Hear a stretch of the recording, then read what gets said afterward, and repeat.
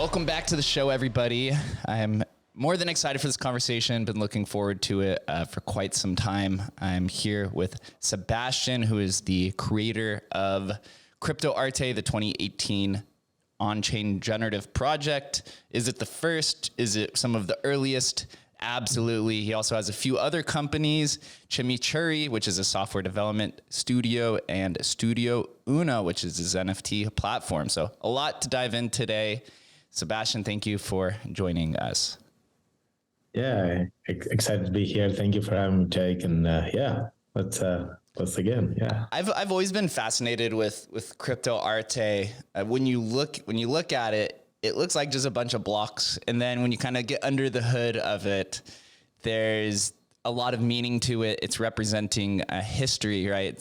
It's miners and how Ethereum's progressed over time and gas fees. And there's so many things that kind of surround it. Even when I watch like a bunch of tutorial videos, I'm like, okay, what's a golden miner? What's a prime number, right? It's back in 2018 when you made this, there had to be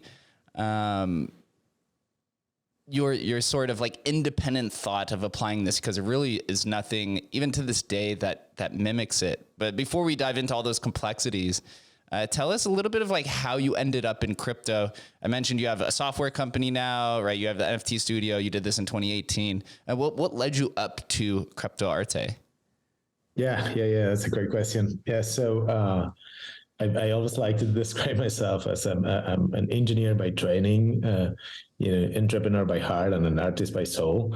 Like if you had to rank those, and like, so I have this kind of interesting kind of mix of like, I'm a very creative kind of person. Like as a little kid, I played piano. I studied music for like 5 years. So I kind of always love art in general, but also, so kind of started growing up and realized like how hard it is to actually make a career out of art. Kind of have also like a family history of like engineering and science and all of that, and so that kind of drove me more to like kind of, hey, let's do engineering. It's kind of a safer bet career wise, and so became an engineer. I always loved math and science and so I kind of in that intersection where like I have my kind of traditional engineering studies and like art up until a couple of years ago. It was always a hobby for me. Like I would play music, have bands, and do like visual, like generative art, computer science art, and that intersection of computer science and art has always been fascinating. Like as a kid, I remember programming like the Commodore computer to like play a Bach tune that I was playing it. I was learning to play at piano. I was like transcribing it and like playing it on like basic instructions and like have the computer play it. So I've always been in that kind of like way back and forth into like the two kind of disciplines. Yeah. So that's the kind of background. But kind of get back to your question, like Cryptoarte itself. What happened is, like you said, I run Chimichurri, which is a software development business, and we've done a lot of software development, mostly for Web 2 and mobile applications, and specifically for entrepreneurs and startups, early stage startups. A lot of my career has always been in kind of innovation and startups, and I've founded many of them. I've been kind of part of many other startups, advisor, early employee, and CTO, and things like that. And what happened is around, I think it was 2017, kind of amidst the ICO crazy, like a lot of our folks in my network, they were like, hey, I have an idea for like an Ethereum product, right? Or a platform or a startup. And like, I kept asking them, like, I know very little, I didn't know. And so, but that's what piqued my interest. So like, hey, there's something here. Like after like 3-4 folks, asked me. And so I got in, I fell into the rabbit hole, and I fell in love with smart contracts and the whole Ethereum tech stack, and started kind of digging deeper and deeper, and I loved it. And then it kind of became a little bit of a personal mission to try and help raise awareness of the technology, and also for like developers, because like the documentation and the tools were like, kind of half broken, and as typically is for any early tech, right? So I'm like, hey, I want to make it easier, because I just been through the whole thing. It was like this, it was a terrible experience. And then so kind of learning things, like, so brought a bunch of tutorials, did some open source, code that shared to try and help folks kind of get into it. And then that kind of led to it. It's like, well, I want to publish an actual project and have some an actual contract deployed to mainnet, and have a UX that actually works and that provides some functionality around like an actual decentralized application. And that's why I came up with the idea, because I was like, hey, I can do something fun, something artistic, that still has like quite a bit of meat from the technology perspective. So it's a true tech project as well, and a decentralized app that goes with it, the smart contract and everything. But I wanted to keep that purpose of bringing awareness and like helping new folks come into the space, right? So that's why I focus into like, okay, I'm going to do something artistic about on Ethereum itself, and so that's kind of it's a beautiful story, and a common. I'd say a common journey for a lot of NFT artists. It's kind of like this chicken or the egg, as are you an artist first or are you an entrepreneur first? And it sounds like that you had your artist interest very early. You practiced it, but it was more of a hobby. And then you became an entrepreneur in the tech space. And now you have Chimichurri still, and then you have 2 different NFT art projects, and then you have your NFT platform. So now you've pivoted from the art as an interest to now art as a profession.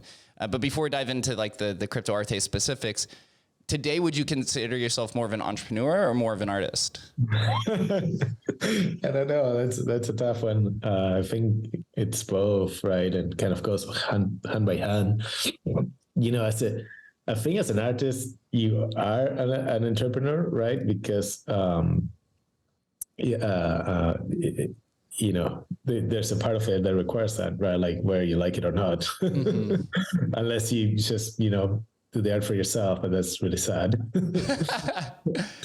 But, I guess different artists will push it to different limits, right? Like, so, but the opposite is not always true, right? Like, there's art in entrepreneurship, I guess you could say, right? Like it's just a different, but yeah, hard to, for me, it's very hard to put them apart, right? Because it's just kind of who I am. It's this kind of creative, entrepreneurial, innovative type personality that kind of all comes into play. What hadn't happened before until Cryptoarte, I hadn't had a project or a medium to actually where like, I could actually mix all that into the same thing. That was kind of part of the magic there. Isn't that one of the most beautiful components of this NFT space is you get to have that blended experience, and you're not forced to choose either side. You get to take all of your best skills and apply it together. And then Cryptoarte was born. And so as we dive into Cryptoarte, I have pulled up here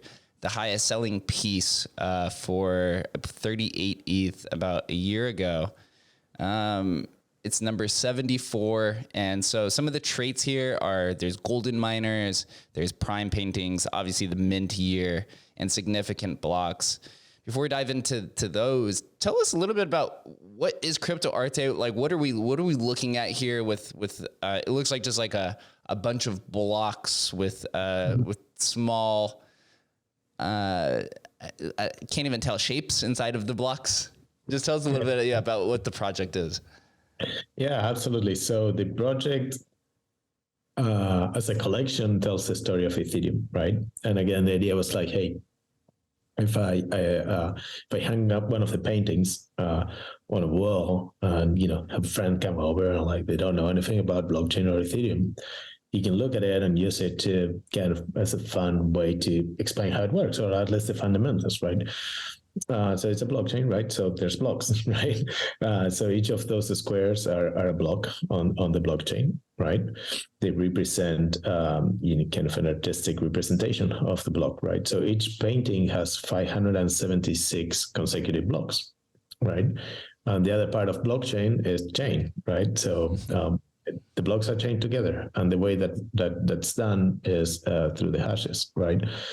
So the kind of triangles or decorations that you see on the corners of the blocks, those are derived from the block hashes, right? So right there already kind of have, a way to explain folks like, hey, the blockchain is, historically recording blocks in a consecutive manner, and it's immutable. You can't change them. And the way it does that is through storing these hashes, right? So already kind of, putting attention to that.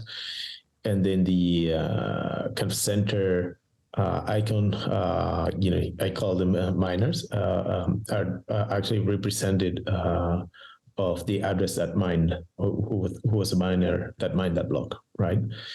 So if you see the same icon, like in that image, the second image, you see the same icon or figure or glyph or miner, right?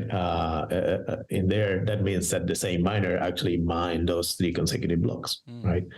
And so this already, kind of just looking at that leaves, way to start exploring a lot of the kind of fundamental concepts of blockchain, right? Like, so, well, what is a miner? And then you can get into like how blocks are mined and how transactions are processed and what's packed into a block and things like that. But also part of what I wanted to convey is this idea of how decentralized the network truly is or not, right? So we see the same miner mining the whole 576 blocks, which has never happened in the whole collection. While the technology itself may enable decentralization, the reality is that it's not decentralized because the same miner is dominating the whole thing, right? So that's also part of why I decided to do that. It partially is kind of telling the story of Ethereum, right? By showing you who mined each of these blocks, and it has the visual representations of different things that are packed within those blocks, and that's how the colors and other things we can get into. But that's kind of in the nutshell. It's like, hey, I look through, what are the fundamentals, like blocks, hashes, miners, right? So got all of those in, and then started adding other signals. Yeah, it's interesting because it's a depiction of reality, right? It's of action. It's not an imaginative painting. These are representations of actual miners. This block that we are looking at, you said it's 576 blocks. I believe a block was about 2 minutes, I think. Is that what it was at the time in 2018 of Ethereum? I forget what the time was for the blocks. No, it was less than that. I think it's always been under a minute. I may be wrong, but I think right now we're about, a block over 15 seconds or so. And there was the one we were looking at, painting 80 was about 16 or so. So it's been fairly consistent. It's been moved up and down a few times, but for the most time, it's been around 15. What is it now? That's it's trying to find it here. I'm probably not gonna have good luck on 12-second block. So anyways, so it's pretty short. It shows here the longest lived painting was a staggering 27,392 seconds, or about 7 hours and 36 minutes. There you go. Yeah. 47 seconds per block.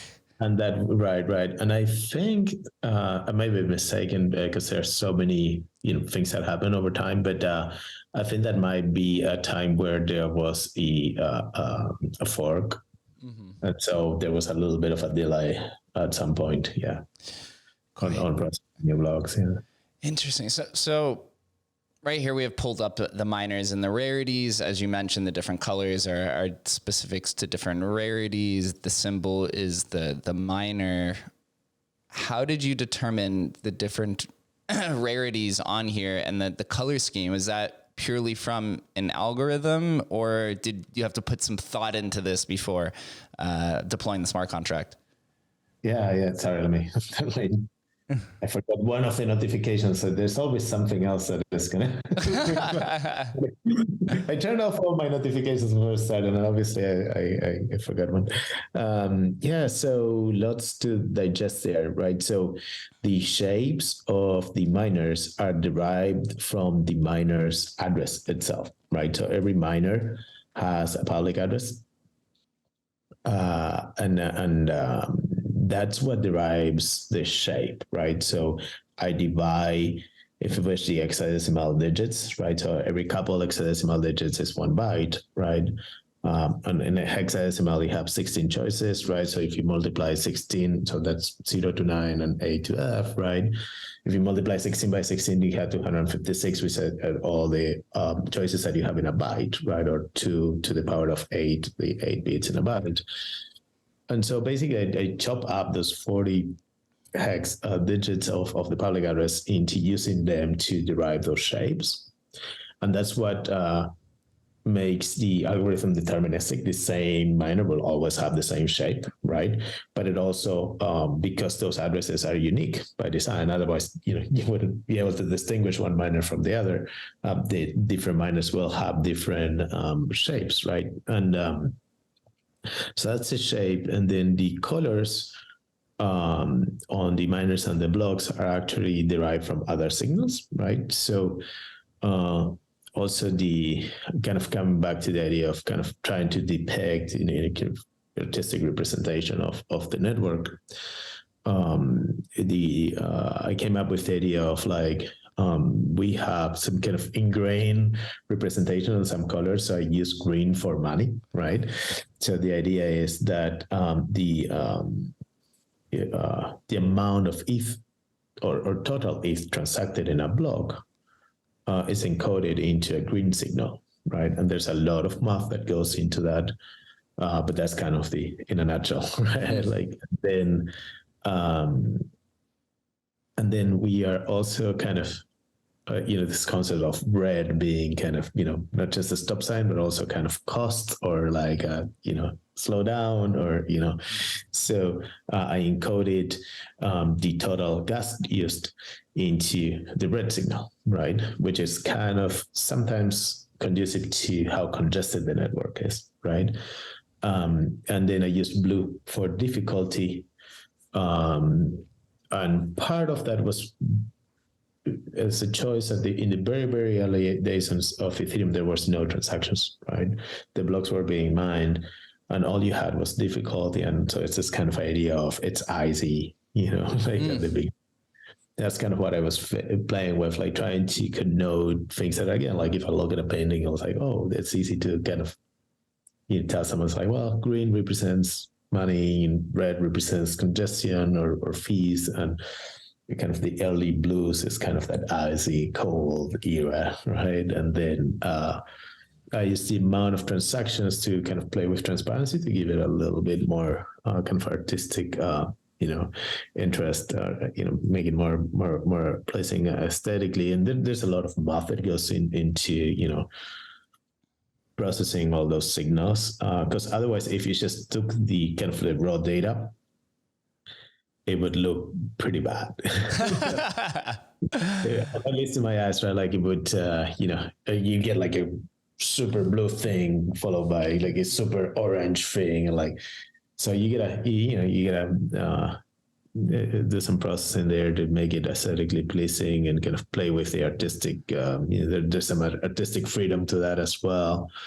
The one thing that also kind of comes back to mind where you're talking about, the shapes and things like that, and there's no random numbers or pseudo random numbers in the Cryptoarte algorithm at all. So everything that you see in the painting is completely derived from like a mathematical transformation from like the public information about Ethereum on the chain to the painting, meaning there's no pseudo random number algorithm or nothing kind of artificially calculated. It's all very straight mathematical transformations from, the raw data on Ethereum all the way to the painting.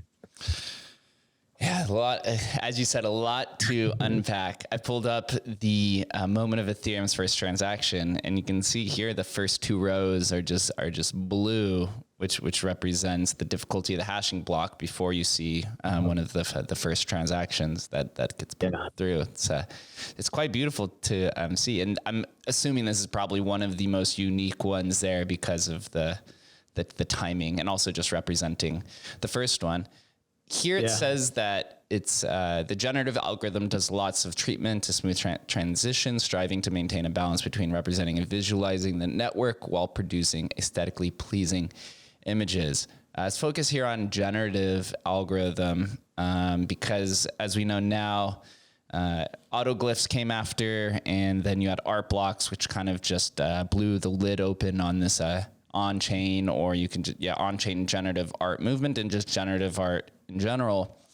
When you created the algorithm for it, were you aware of what generative art was, or did you have any sort of thesis on the idea that generative art would become a mainstream form of tokenized art on the blockchain? Mm-hmm. Good question. Yeah, so I had been doing generative art before. I just didn't publish it because I did it for fun. And the way I came around to it was kind of funny. I was building a library to chart mathematical functions, right? So say like you have sine of x, or, whatever, y equal x, right? Just a straight line, right? And I was building this library to chart mathematical functions because I wanted to build this. I had this idea for like an early math application I wanted to build. And eventually I kind of ended up doing that. I was doing it for fun because I wanted to explore some ideas I had. And while experimenting with some early kind of graphics library, I was just kind of, messing around because I can't really illustrate. I'm not really bad at that. I'm the first one to admit, like, I'm not good at illustrating. Like, I can do technical drawings. Like, I studied, geometry and engineering and all those disciplines. That gets pretty boring. If you ask me to like do a technical drawing, I could do of like some mechanical part or stuff like that. But I can't really illustrate, right? I'm bad at like the fun part of that. But I'm good with computers, right? So I always kind of try to get computers to do stuff for me instead. So I was doing that, and then a friend showed me processing, which is a language, the processing language. And at the time, it was only like a Java version that was available. He's like, "Why are you doing all this by hand? You're kind of building your own libraries. There's tools out there that exist for generative art." And that actually got me started for generative art, just because I was showing a friend what I was messing around with this, graphics library and stuff. So that's where I first became aware of actual generative art. To a degree, I was probably already doing it before knowing what it was. When he introduced me to processing, that's kind of where like that aha moment. And then I used it to build some art, but I never published it. So I had a few different variants and versions. I did some music to them too, but it was always kind of just for fun. And then the idea of using generative art for this project came at the same time of like, okay, I'm going to do an art project. It's going to be visual, and it's going to marry the blockchain. And that's how it all kind of came together. At that point, I don't think I knew how big generative art and blockchain was going to be at the time, but I did love the idea that blockchain would solve a lot of problems in the traditional art space, or that could, right? So like I did understand early on that, blockchain and NFTs in general, the 721 standard had just came up. And that's why one of the reasons I picked it up was kind of like, I thought it was amazing for art, right? And the reason is basically for solving authenticity and provenance, right? So it did those two things, which are traditionally a big deal, right? Like proving authenticity in traditional art requires some sort of third party, which you need to trust to, being experts, and sometimes they get it wrong, right? And then you need to trust that they're being honest, right? And giving you the right artwork. But, that's already one problem, right? Authenticity. And with NFTs, you can basically record the hash of the image on the blockchain and independently recalculate that hash and verify that's the authentic piece. So I built that with Cryptoarte. So like if you own a Cryptoarte, you can download the 8K digital image for it free of charge, right? Those aren't public right now, but as an owner, you can download it, right? It was part of the design, and we can go into that too. if you download it, then you can calculate a hash using publicly available algorithms, and you can calculate the hash, and then you can compare it against the hash that's stored on chain. So that's the authenticity, which is kind of decentralized or independent or trustless, right? So that concept I thought was like really, really important. And then the other one of provenance, where you can actually track all the transactions as being stored on the blockchain as well, right? So I knew that there were great applications for art. I don't think I knew how big generative art and blockchain was going to be.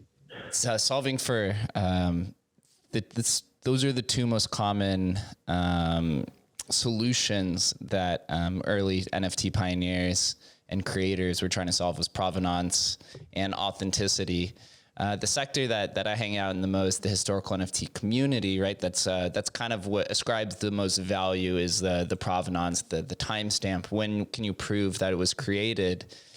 Obviously, we know that this goes all the way back to 2018.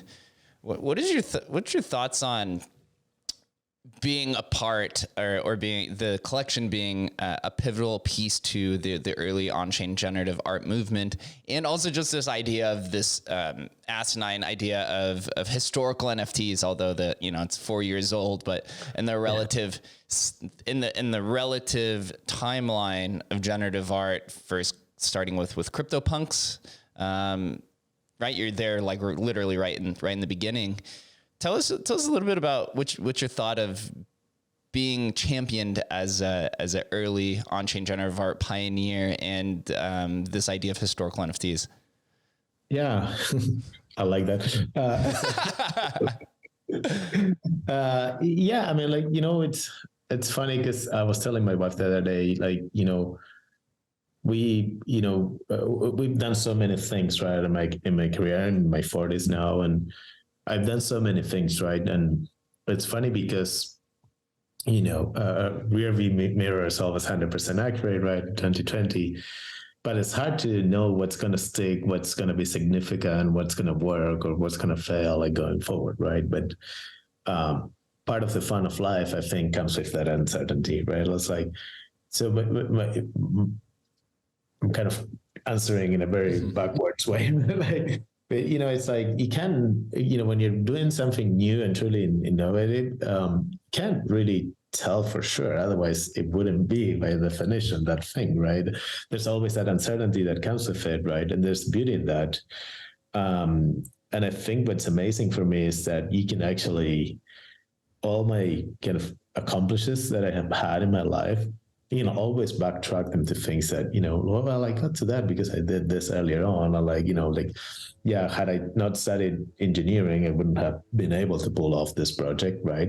But also maybe if as a kid, my dad wouldn't have brought a, Commodore computer home, and I would have, jammed on their basic thing to program, this music, I would have never mixed, my artistic interests with computer science. Like, you can go back into like all these other things, but anyway, the long story short is, I think, the important thing is like you keep doing it, being creative, being innovative, and then if you, like, I don't think you honestly say like, I know this one is going to be a huge hit, right? But like, if you do enough and you keep at it, and eventually you'll hit a few good ones, right? And so I feel fortunate that I did. Yeah, you have. But at the same time, I've had like so many other failures, right? Like, that's the reality of it. Hey, this one worked, but another 99 didn't. Well, it's the journey of an entrepreneur. I think that the stat is that entrepreneurs generally hit a successful project after your fifth or sixth endeavor. I'm pretty close to there. I think I'm on my fourth or fifth endeavor as well. So it's kind of it's a trial and error, and you have to pull your skills out of all those failures. That's what leads you up to having something so specific and unique to you that no one else can replicate it. And then you get to, we all get to be Sebastian Brocher and be an awesome entrepreneur to build other kinds of products, which you've gone on to do now. And you have a new project called Studio Uno NFT, an NFT platform where artists and technologists collaborate to create interactive projects that explore the boundaries and intersection of art and technology. Very loaded description. What is the suit? What is this? What's the vision for it? Yeah, so the vision, I started Studio Uno out of the success from Cryptoarte, and like enabled me to have some funds that I could risk and then reinvest. I started it as an art platform, obviously on exploring NFTs, but I really wanted to build a different type of art platform where we have a lot of great platforms out there that are very kind of niche and amazing. Artblocks is amazing at generative art, right? For example, we're talking about, I actually have a project with them as well. And then you have some amazing horizontal platforms, right? Oh, there you go. Yeah, the Rotor, that's my project with Artblocks. Then you have like amazing horizontal platforms like OpenSea that we're looking at right now, which are great as kind of foundational building blocks of the whole ecosystem, right? But aren't great at any specific niche or vertical, right? And the idea with the Studio Uno is I wanted to build a platform where the technology is pushed by the art and not vice versa, right? So all the other platforms that are there, kind of the technology is already kind of pre-built for the most part, right? And then the artist has the freedom of building on top of whatever those rules, it already pre-exist, right, or predefined, right? With a studio, I wanted to turn things around and say, like, no, it's the artist that gets to create the technology, right? So we are playing with this idea of, can the artistic concept that we're trying to project bleed into the design implementation of the technology, right? So instead of having, kind of preset canvas for an artist to draw, it's like, hey, here's your rules. So this is how you can build a project in this platform. You turn around, it's like, what is the artistic project? What is the concept of what you're trying to do? And then how can we push the technology to convey that, right? Does that make sense? That might have come out a little artistic. Now it's your creator side speaking. Yeah, I mean, it makes sense. You're trying to flip the model and have the artists, be on the frontier. They're the focal point of it. They always should be. The NFT space has kind of found itself now where it's heavily reliant on the platforms. I mean, I'm not going to beat a dead horse with the creator royalty debate, which is never ending, right? But at the end of the day, OpenSea had to come out and say, hey, we're going to support artist royalties. And so the artists, again, kind of found themselves in the same situation, which they traditionally are, where, they're second in this class, where OpenSea said, hey, we're going to maintain royalties, but it means they have to be dependent on the platform. And it sounds like here you're trying to flip that script to where the platform's more dependent on the artist, and that the platform won't survive unless you have artist participation. Does that sound right? In a sense, that's one take on it. The other one is, so for instance, if you take Palabras here, right? Palabras and Frases are two intertwined projects, right? So the artistic concept or the theme we are exploring is positivity and NFT culture, right? And that theme is the same through both projects, right? So Palabras themselves is my generative art around positive words and also NFT culture related words, right? And so some of them are related to collections there, as you're saying, and those are actually free to mint to holders of those collections. So, for example, if you hold a Cryptoarte, you can mint a Studio Uno Palabra for Cryptoarte, what we call a community Palabra, free of charge, right? You just pay gas. There's a way to give back to the collectors, right, and to communities that helped us with the project by, getting allow lists and things like that going on. And then other palabras like this one, we're going to make it. It's obviously an NFT culture, right? So that's part of the project, right?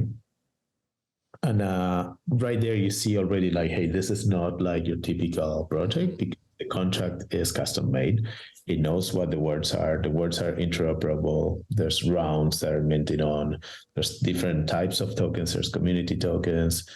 There's the public tokens. There's artist tokens that we're going to release to the participating artists that only they can get.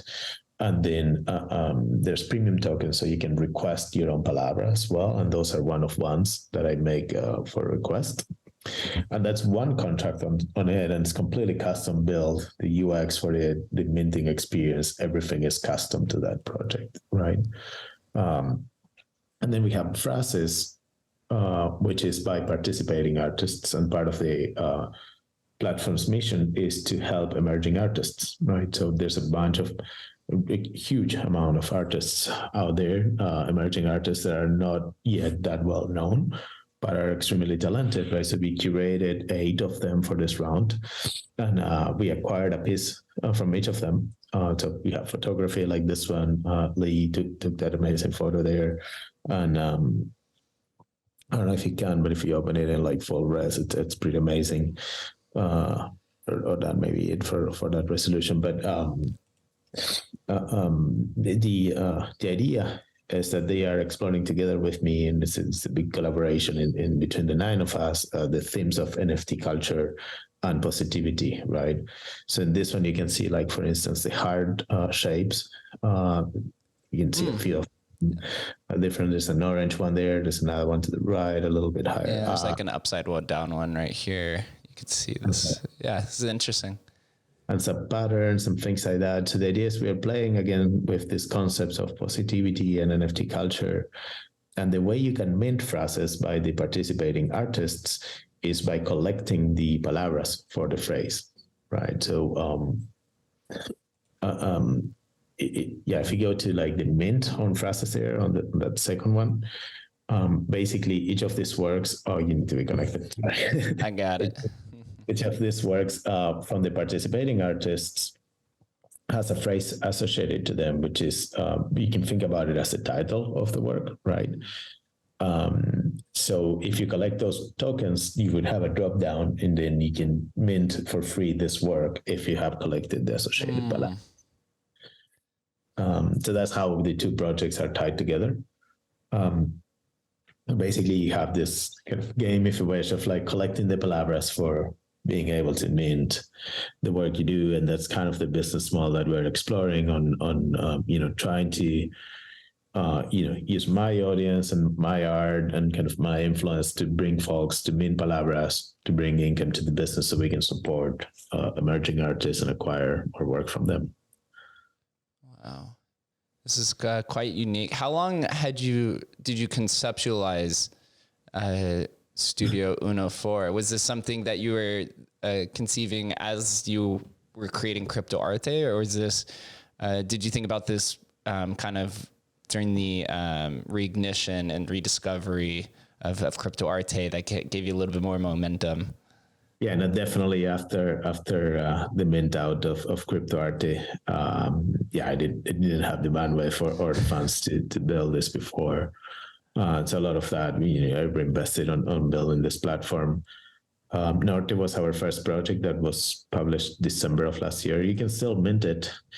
And it also rewarded heavily Cryptoarte holders as well. And this one was an exploration of co-creation, where you get to pick your style. There's 24 styles. And then depending on different tiers, which styles are available to different experiences, but you can actually tweak the parameters of the generative algorithm. So you get to co-create with me and the rest of the community as well. So as you see, like all this kind of projects for Studio are kind of very, the art bleeds into the technology. They have custom contracts, custom UX, custom backend, instead of the opposite, right?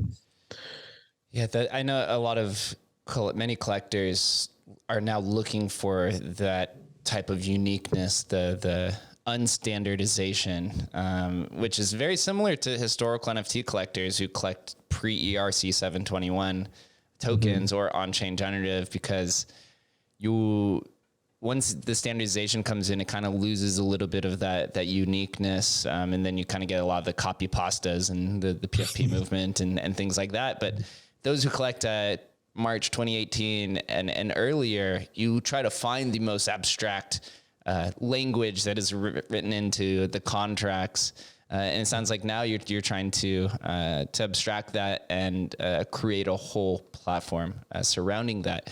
How can you discuss like how difficult is that really to do? I'm sure it's quite time intensive, and then you also have to select unique individuals who are willing to take on that initiative as well. Yeah, for sure. It's definitely a big challenge. Excuse me. The scalability of a platform that kind of reuses the same technology for each project is obviously a lot higher than one that does custom work and ad hoc installations, if you wish, right? And so it brings in a lot of challenges both from like technology and also business model perspective, right? Because the investment, the effort put into building each of these projects is not necessarily something that you can scale, like, or at least you cannot scale it as much, right? So it's much more challenging, I think, than building, kind of a more traditional NFT art platform. To certain degrees, to other degrees, it's different, but it's definitely more artistic, right? So, this studio has that mission of really kind of come from like an authentic, artistic place where like the projects are not just, kind of there to mint, like copy pastas like of something. They have like their own unique meaning and, artistic concepts and feelings and emotions that we want to convey with them. And, it's challenging. So, it's still early in our road, and hopefully we'll continue to gain traction. But it's definitely still very much a work in progress. The three projects that are there, they're all still you can still mint them. So if you're reading this, if you're listening to this and you like the story, go give us some support, and that will help us fund more projects. Yeah, I was unaware that I have some Cryptoarte. I'm gonna have to go mint some palabras after this. I was not even aware. Is the max supply then 10,000 or 9,900 and what is it, 87? I think is that so for Cryptoarte is 9,875. Yeah, I think the OpenSea number is slightly off. It should be 9,895 if I'm not mistaken. But the supply for Cryptoarte palabras is the same as because you get one free community palabra for each token that you own on Cryptoarte, right? And there's a little trick there too that you can pick up. You can pick up Cryptoartes on secondary that haven't been claimed for, and then you get an extra free palabra with it. Ooh, I love a little game theory tied into the project. It's one of my absolutely favorite components of the NFT crypto space. There's some fun game mechanics there. If you also own your Cryptoarte before when we took the original snapshot for Norte, that was the first project of Studio Uno, you may also qualify for additional perks for Norte. So for the folks that were really early and still have the Cryptoarte, you should be able to mint a Norte free of charge. And then you get a free community palabra for your Cryptoarte, but then you get 2 additional community palabras for Norte.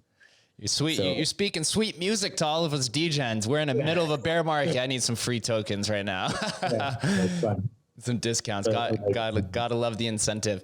I guess then, as we're talking about like early owners and community, how would you describe your community? Are there any OG holders from 2018 that have stuck around, and then since the resurgence and now with Studio Uno?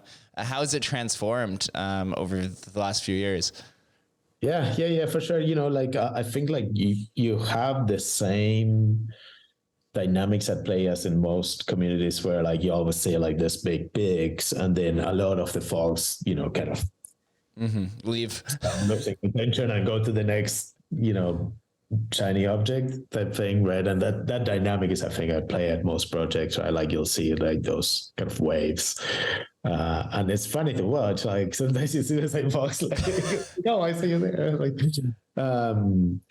but obviously there's some folks that are like still around very much. So like you were just looking at MJ Data, they're like huge collector and like has been super helpful and instrumental to building our community, folks that have helped for a long time.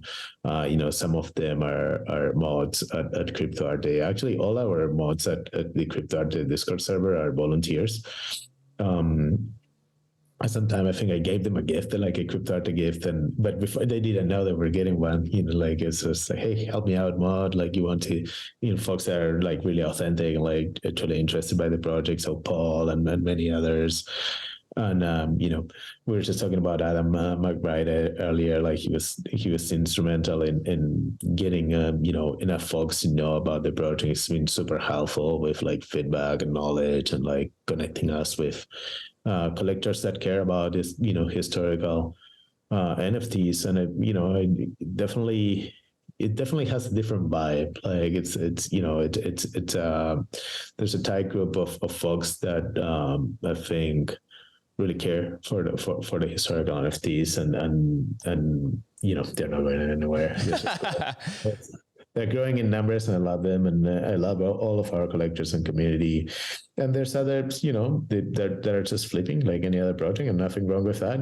Like not, from an artistic perspective, there's always almost no connection because they're just, flipping things. It was never my intention when I build, like, as an artist, you don't really care for them. But it's part of the market and it's fine, it's healthy, and it's like, that's fine as well. Obviously we support all of them equally, and everybody's welcome to come and participate on our Discord. And it's getting a little larger now that we are also running Studio One at the same Discord, because it just made sense, right? Like we're rewarding the same collectors and same user base. And so always working on trying to grow that audience. And I love seeing, we definitely have a lot of collectors that have big intersections with other historical communities, right? Like I myself, I hold, Curio Cards and Ether City and, a couple others, right? So I'm obviously also a fan myself. Hey, loved it. Love to hear it. I think this bear market's proven that the historical NFT community and our community are built for this, because it's a community full of collectors who are not going anywhere anytime soon. You buy and then you get to hang out in the Discord. You're not here to flip, right? Maybe you'll sell it down the road when there's like a massive multiple, but those who are in the community are not here to flip for 10%. We're here to network and also find meaning within the tokens itself, which I think is a huge contradiction to the flipper community that exists in PFPs and some of the newer stuff. Mm-hmm. Yeah. I mean, obviously as an artist, the true collector is someone that, you can connect a lot more with, right? And I love that. And we have our collector channel there for verified owners as well, and top collectors channel. And I always try to, give them that special attention, like it used to, when things were like really, really slow, I used to play piano for everyone that would. So I'm like, go and record a tune and post it. So I did that a few times, and then obviously that didn't scale, but things like that you can do with true collectors is really fun. And a lot of them have inspired me to the work that I've done afterwards. On different platforms, not just at Studio Uno, but other platforms as well, right? Like I think artists. Well, I can't speak for everyone, but for me, I thrive. My artistic part, it thrives on that, on that fan base, on that feedback, on that energy from collectors. And when you're there interacting with your fans directly, I think that's one of the beauties of that decentralized market, where you get to do that, right?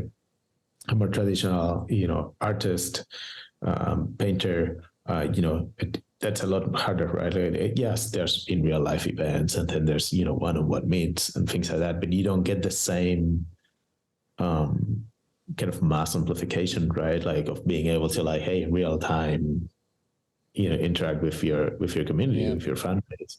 It almost feels like, like I was mentioning, I like playing music for fun, and it almost feels like being on stage, right? I've never played for like a huge crowd, but I play for maybe for a few hundred, right? And just when you have a crowd clapping and you're on stage, it feels amazing, right? It's like that energy is like, I don't know how to describe it. It's just an amazing feeling, right? It's the same thing.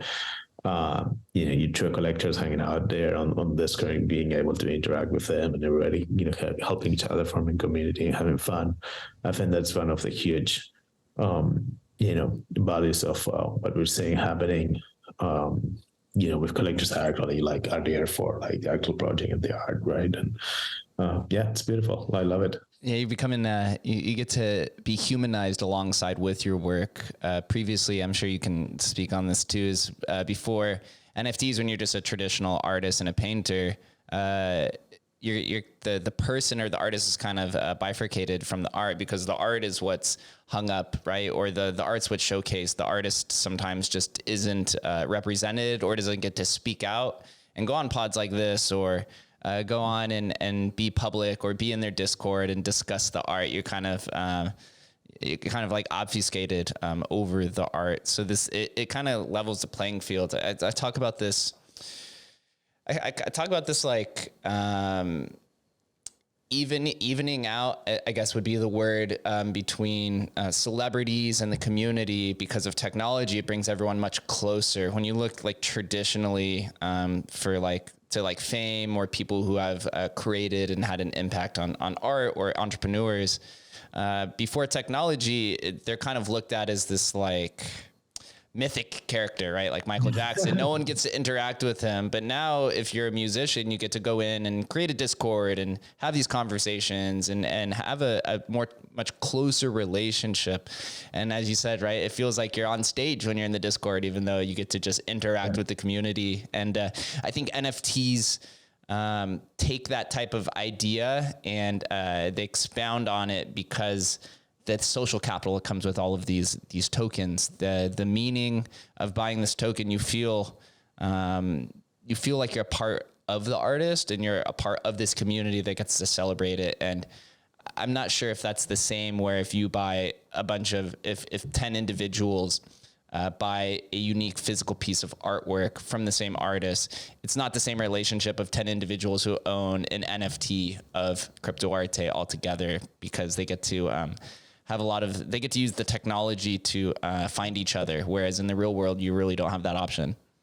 Exactly. Yeah. And I think totally, it was like, thinking about like, you can buy a 4-track, right? And like, how many other owners of 4-tracks are there? And you may be able to find like some, enthusiast group somewhere, but it's just like this little thing, but like where we're building in like most communities here, like, hey, every owner of that 4-track like is in there if they want to, and they're welcome. And there's like one place where everybody can go and communicate. And same with Twitter and like, Spaces or Discord, whatever it is that you use to organize your communities. I think that's one of the amazing parts of Web3. And like what I tell like artists, like, one of the things I do, I try and help artists get in the space, right? Or help them out. I always say this on podcasts or whatever, if anyone, needs help or whatever, reach out. If, I always like helping fellow artists, obviously bandwidth permitting, be like, always like helping them out. And I always say like, hey, this is one of the best parts, right? Being able to connect with your audience directly without those intermediaries, right? Without having to go through, like a much more complex mechanism, trying to do it like in live, in real life type meet or something, which are great too. Like obviously, like whenever I'm at an NFT conference, someone is like, you're a great partner. Oh yeah, have some. Oh, that's amazing. Right? I was like, hey, let me buy a beer, right? Like, and so that happens too. But yeah, the Web3 communities are I think amazing for artists, at least for me, and I know for many others. So, yeah. And now you get to lead all of it. And I guess this is a good interlude to the last question here is, as somebody who's found a lot of success, you've gone from artist as a hobby to now artist as a career, and it's melded together with entrepreneurship and technology and all the things that you love. What are like some words of advice to maybe somebody who wants to create generative art or wants to try to get into the NFT space as a beginner, what would you suggest? Yeah. So if you know, if you're going in for the money, don't do it. Like, it's not worth it, right? Like, you gotta be authentic, and you really wanna, wanna do it because you feel that connection with what you're creating, right? As a creator, I think like, that would be my best. My first advice is like, make sure you have something to say. What's your message? What is the feeling? What is the emotion? What is the theme that you want to explore, right? Because otherwise art it just becomes, numb, right? And then oftentimes it's just not going to work, right? Like, so, but as long as you're authentic and you have an idea of like a concept, an artistic concept that you want to project, then you can find the tools, whether that's generative art or a different type of art or medium, that's fine. And then, when it comes to kind of how do you get into an NFT, right? Nowadays, we have a lot more platforms, right? Like, back when I did, it was a lot more difficult because you had to do everything from scratch. Nowadays, there's a ton of platforms that you can leverage. If you're getting started, my advice would be, avoid doing any, custom contracts or anything like that, because it's too much effort and you're going to get distracted with a lot, unless you're into the tech itself, like I was. That's fine. If you want to explore that, that's great, right? But if you want to focus on your art and the project, I would say, leverage one of the existing platforms. There's many, right? You can use OpenSea or Rarible or Foundation or a sync art or whatever, right? Or Manifold if you want to have your own contract or whatever, right? And then leverage one of those platforms and then just kind of focus on your art. And then there's a lot to learn. So, it's, but the good news is that most, if not all of the information, everything that you need, it's out there, right? So it's just a matter of focus, perseverance, resilience, right? Like, if you really want to do it, it's totally doable, and you don't have to spend a ton or even nothing. Like, all the resources are out there, right? Like, go into Discords or YouTube or whatever, right? And you'll find everything that you need to know. And, be aware of bad actors, because unfortunately the space is still full of them, right? And I'm sure with time they'll, go away, but right now, it's still there. So, make sure, if somebody promises you something that it's on a contract, things like that. And some artists get, like, hey, can you do this for me for commission? And they never get paid, right? Things like that. And also be aware of like phishing, scams, all that, right? Which is also like, like one of the other things there to keep an eye for. Right. It's just like the old Russian adage, trust but verify, and same as the blockchain as well. Seb, thank you for doing this. You're, like I said, true pioneer. You have a lot of respect within the historical NFT community.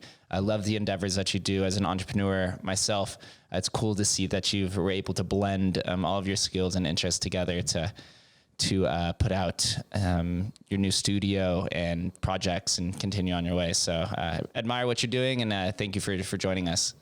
Yeah, thank you so much, Jacob. I appreciate the opportunity, and this is great chat. Thank you. Thank you. Thank you guys for listening and watching. We'll catch you next time.